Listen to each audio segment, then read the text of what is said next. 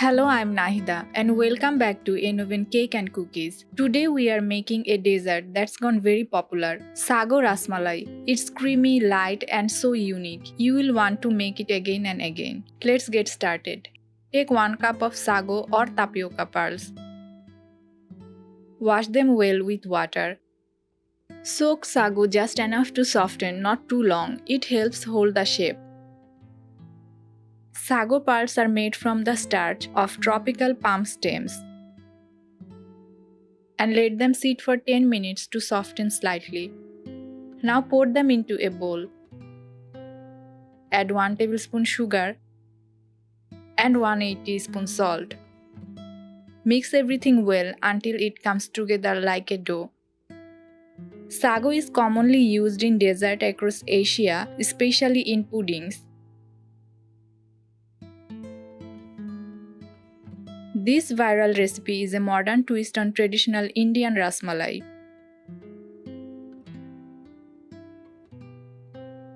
Grease your hands with a little oil. Then shape small round rasmalai-like balls from the sago mix.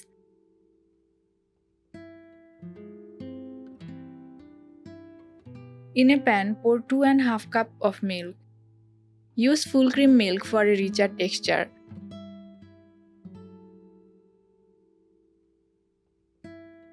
Add ½ teaspoon cardamom powder and bring to a gentle boil.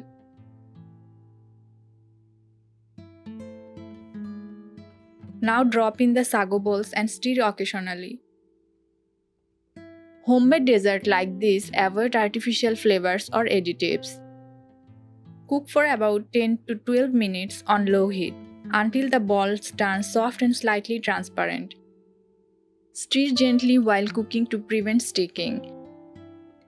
Now add 1/4 cup of condensed milk and mix well to give it that classic rasmalai richness.